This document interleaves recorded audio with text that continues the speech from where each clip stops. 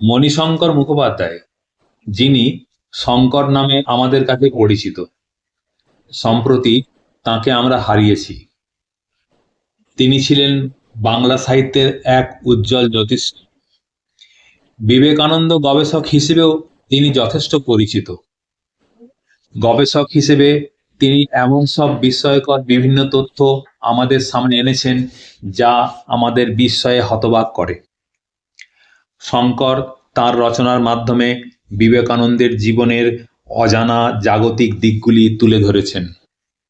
অচেনা অজানা বিবেকানন্দ, অবিশ্বাস্য বিবেকানন্দ, আশ্চর্য বিবেকানন্দ, আহারে অনাহারে বিবেকানন্দ, এসব কালজয়ী রচনার মাধ্যমে বিবেকানন্দ অনুরাগীদের কাছে তিনি অত্যন্ত পরিচিত নাম।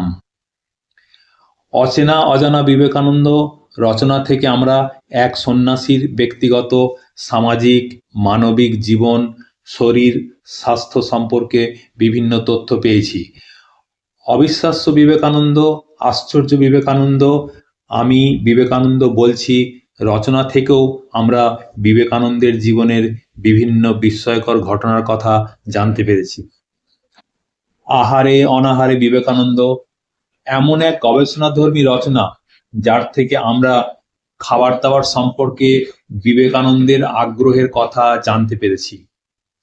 এই রচনা থেকে জানা যায় বিবেকানন্দ রান্না করতে ভালোবাসতেন। নতুন রান্নার প্রতি ভালোবাসা, নতুন খাবার তৈরিতে তার দক্ষতা, চায়ের প্রতি তার আগ্রহ, এসব বিষয়েও শঙ্কর বিভিন্ন তথ্য দিয়েছেন। শঙ্কর এমন তথ্যও দিয়েছেন যার থেকে জানা যায় রান্না ভালোবাসা এই মানুষটিকেও বহুবার অনাহারে দিন কাটাতে হয়েছে। বিবেকানন্দ তার জীবনে যেসব শারীরিক ও মানসিক চ্যালেঞ্জের মুখোমুখি হয়েছেন, শঙ্কর অত্যন্ত দক্ষতার সাথে তার বিবরণ দিয়েছেন। এত সব চ্যালেঞ্জ সত্ত্বেও বিবেকানন্দের অবিশ্বাস্য হার না মানা দৃষ্টিভঙ্গি এবং অপরাজেয় ব্যক্তিত্ব শঙ্কর অত্যন্ত নিপুণভাবে ফুটিয়ে তুলেছেন।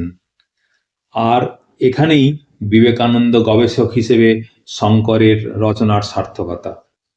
বিবেকানন্দ অনুরাগীরা তাঁকে আজীবন মনে রাখবেন।